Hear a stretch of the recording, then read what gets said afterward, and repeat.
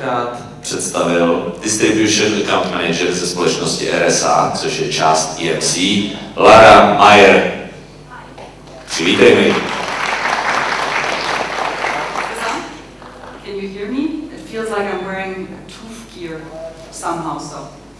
As you can tell, I'm German, so I'll proceed in English. If I talk too fast, let me know. I hope he was being nice because I do not understand Czech. So, questions in Czech or Slovak can go to my colleague who's here also. Or I can translate a little so bit. Marek is there also. As I said, I'm happy to be here, and I will take you through our intelligence service security today. Let's see if technical stuff works for me. Before we start, who knows RSA from tokens? Majority does. Are you aware that we went through a transition in the last 2.5 years and basically everything changed? No? We'll take you through that today. So I'm with the company for 2.5 years now, and I can say it has been exciting times. What are we all about? We're about, our vision is actually to deliver a trusted digital world. Sounds fancy. How do we do that? We do that by applying the intelligence-driven security. In very short, this means gaining visibility about your surroundings, so your environment, taking the findings and analyzing them, and then actually to take informed decisions. I will take you through the whole stuff in the next 30 minutes. As promised. So the agenda for today, evolving infrastructure of IT and what that means for us. The changing threat landscape, and I'm pretty sure some of you heard that with our colleagues from in the other speeches already. We'll go through the kill chain, so how do the threat actors actually operate. Then I will take you through intelligence-driven security as our approach to that. And of course, the benefits that you as a partner and end customer have from that.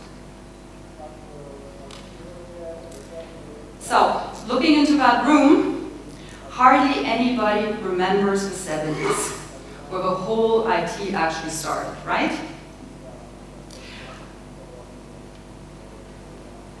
Well, in short, because I can only say that by I hearsay myself.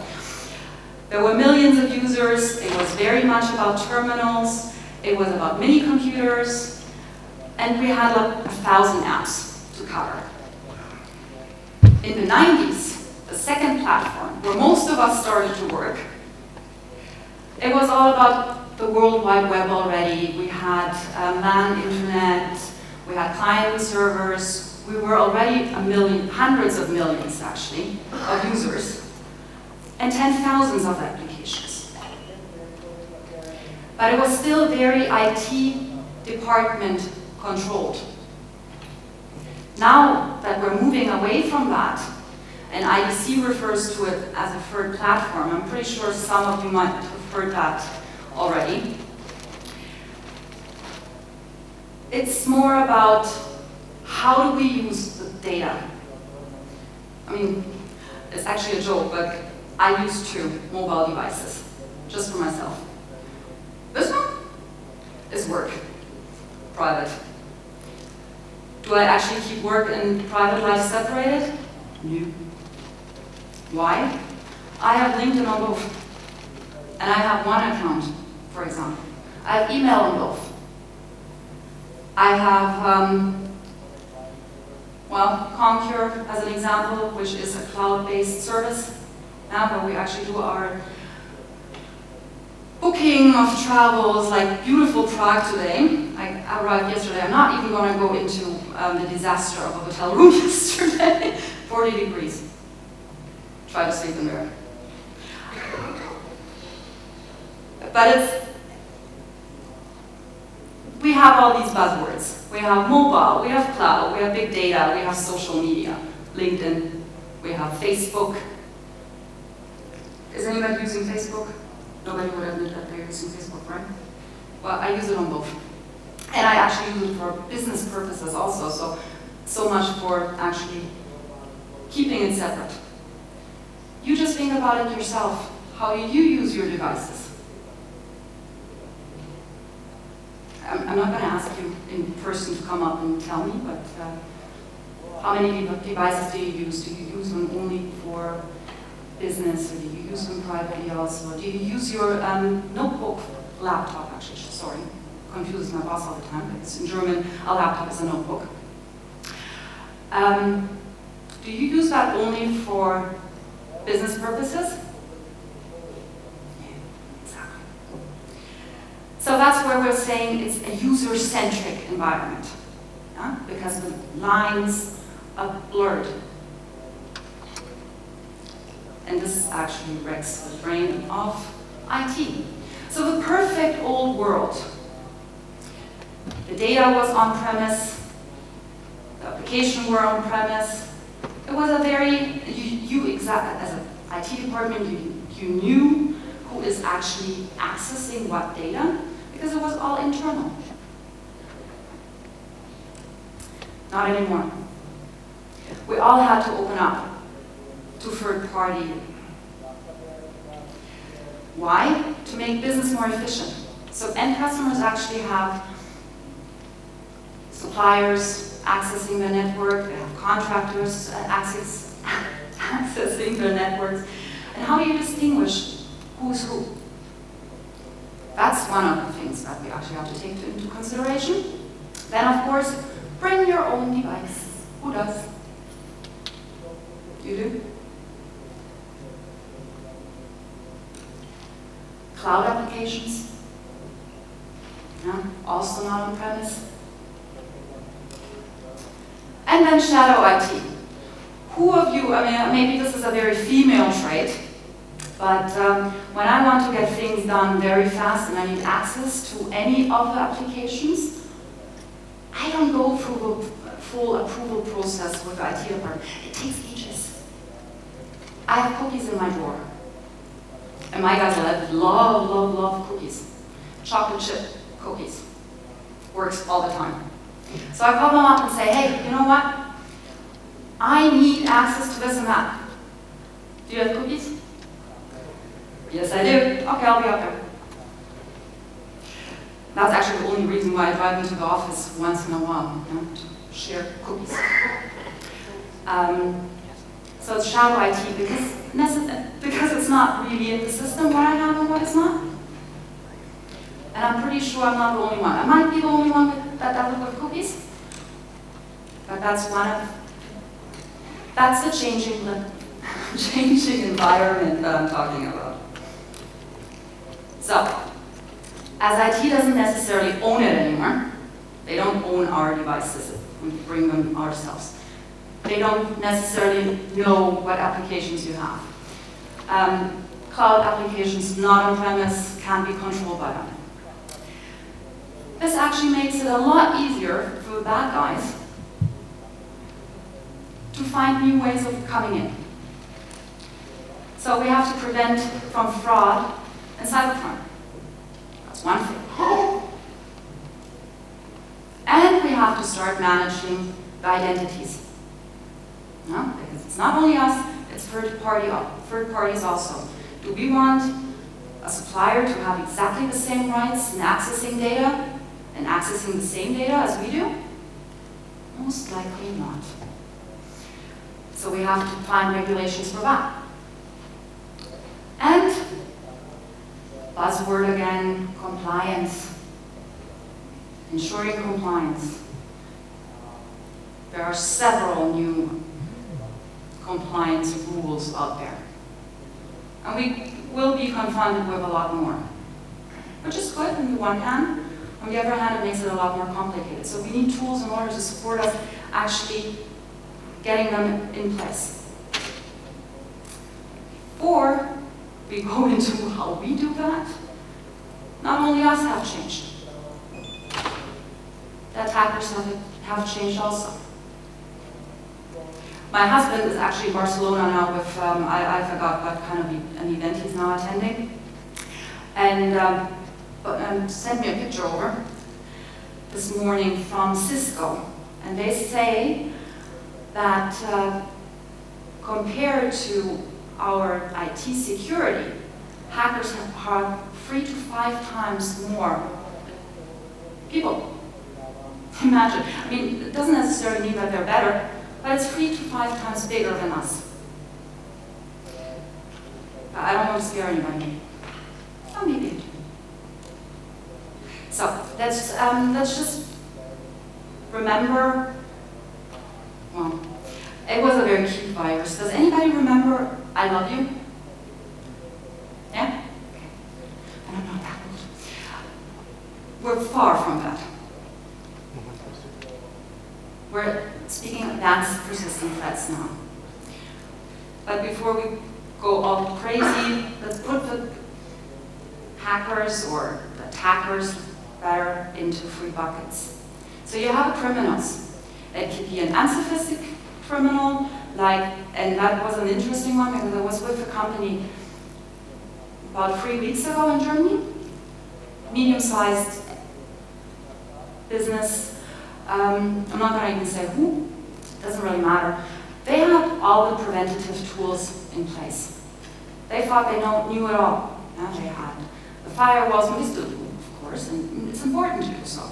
They have AV in place, they have IDS in place, they even have DLP in place. Well, the unsophisticated criminal in that case was an employee who found he was unfairly treated and didn't get enough of a salary increase this year.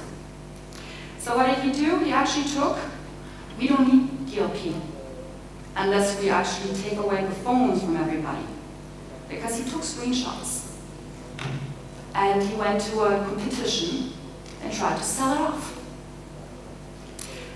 In this case, the end customer was lucky because the CEO of that company said, "This is really not us. We don't like to do business that way." And actually called the CEO of that company that was targeted internally. So that's one way. Then, of course, we have organized crime, like phishing attacks, account takeovers, still out there to make money fast. But then we have nation-state actors. Nation-state actors, does anybody remember Stuxnet? Nobody heard about Stuxnet? You did. I'm a bit surprised because that was like 2.5, 3 years ago, something like that. It was a major malware. It was designed actually to shut down power plants. Can you imagine what happens to a country if you shut down your power plant?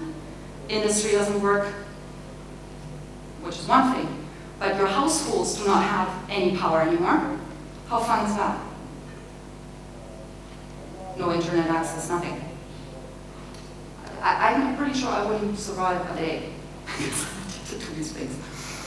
So, but that's, jokes aside, I mean, this is what you really consider a cyber weapon. And if you are able to shut down power plants, this is not a joke anymore. Nation-state actors are normally about spying on the defense industry, seeing how they can target maybe in future, whatever. It's also about actually getting the intelligence property of the country and to gain economical advantages. Yeah? Not saying Samsung and Apple are doing that. They're not nation-state, but similar. And then you have the non-state actors. You have terrorists, of course, and you have hacktivists. One of the hacktivist group I would actually like to point out because I love their name. Not what they do, but their name. Al-Qassam Cyber Fighters. Pretty awesome. What they do is that their aim is actually to attack US banks, to shut them down. Do you know how much a minute of shutdown in a bank costs? The bank? Any guess? I don't bite unless you want to. Not as much, but 30,000 a minute. Yeah, exactly. So, how do they actually do that? I mean, if you think about power plant shut down, or a bank being shut down for 30 minutes, yeah, 30 times 30,000, we're talking almost 1 million here. This here is not from RSA. We use that kill chain methodology, but it's actually from Lockheed Martin, which is a military company. And they actually compare that, as we're talking cyber war now, the attacker's way of, or approach, to a military operation, which is quite logical if you think about it, because what they do is, just like in war, you don't just pick any, I don't know, what are these planes called? I was never in the military, so I don't really know. But you don't just fly over a country, bombard it, and fly away. So what they do is they actually take as much information as they can, and there is a bunch. Imagine just what kind of information you find about the company on LinkedIn. If you just go, who is working through that? You have a lot of email addresses then. Things like that. So you gather a lot of information. In the best case, you already know which firewalls they have in place and things like that. You can easily find that out, actually. Just make a couple of calls. Social engineering, ring the bell. Anyway, then you choose your weapon. Delivered by email, for example. USB. And then you deliver it. End of a quarter. Who have used in sales? Only you? Okay. Mark, you could have put your hand up. You're in sales too. Well, anyway, I'm in sales, so I'm going to stick with my example because it makes it more natural. So, end of a quarter. I mean, I'm being paid on a target. If somebody sends me an Excel file stating invoice sales, and I think it's a trusted resource, I am going to click on that in Excel file. And that's where actually then the exploitation takes place. Yeah? So they take the vulnerability, and they install the malware. And then C2 is the American military expression for that, command and control. So they take over, without you noticing it necessarily, on your device and send back the information. Find a different way of going in there. And then, last thing is of course action. Yeah?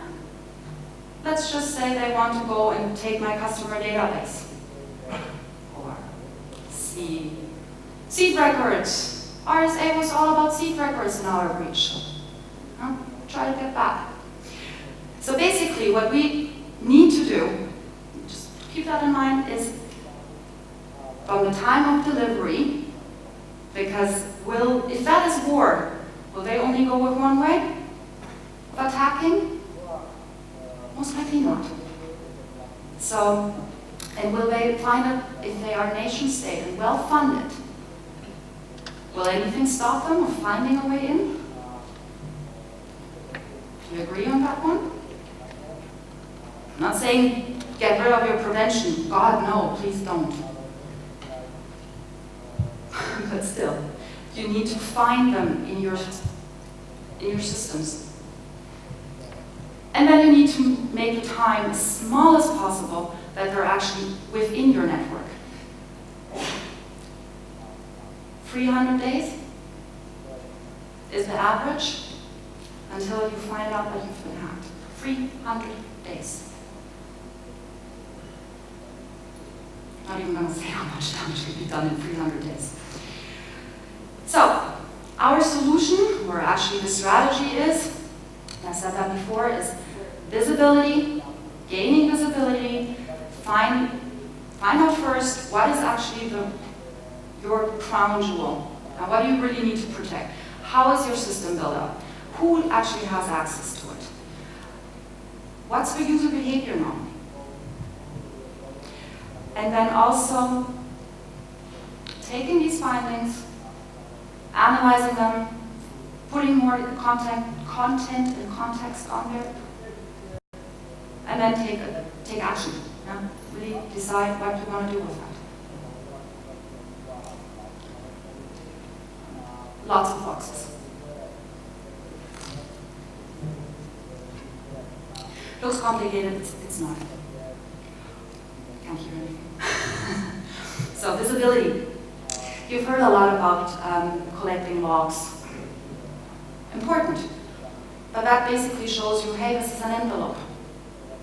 Do you know what is going on in there? That's where packets come into place. That's nice to have. Then you need to know, where did that go through? Yeah, so from A to B, that's called net flow. You need information on that. Also endpoints. We just agreed that we use our laptops not only for business purposes within the network, we also travel. And we go on websites once in a while, Facebook, whatnot. I click on links, but we're secured. We're secured. But you need to know what happens on that device while it's not on the network, before it actually affects everybody else. That's what we have endpoint detection for. So you take all of that information. Let's say you have a 500 user company. You have 500 tickets open now because there's an alert. Do you want to work with 500 tickets in IT? How long is IT going to be busy with that? Pretty long. No, you don't want that. So basically, what needs to be done is you have to enrich the whole data that you just collected with context. Sorry, I keep mixing these words. So basically, we have research, threat intel research. It can also be third party, and you put that in. And so what's going on out there? We're not the only ones researching on that. All the vendors do. And then you need to put it into business context. So is that really important for me? Is that my crown jewels or whatnot? You enrich that data with that. And with these informations, you can actually go and prioritize. And you can actually make 500 tickets. If they're all identical, make it one. This is actually showing two, right? One. You analyze the malware, data science, blah, blah, blah, blah, blah. And then you put it into content, because you need to take action. This is like, consider that whole thing then as your fire alert. What happens when you have a fire alert? Who do you have to call? What do you have to shut down? What do you have to get out of your system in order to do that? So it's a SOC process management, and then of course you want to handle the incidents themselves also, so that's incident management. And of course, be compliant. If you're a bank, you have certain other rules which you have to comply to even if you're in defense, for example. So we help you there with rules and templates.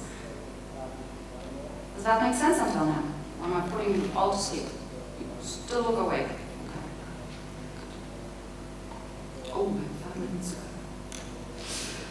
Okay, so this is what we're actually at now. Currently, yeah? We're all spending a lot of money on prevention, bit on monitoring, and tiny bit on response. From our point of view, and that's why are we saying that? Because we were breached, and that has happened to us.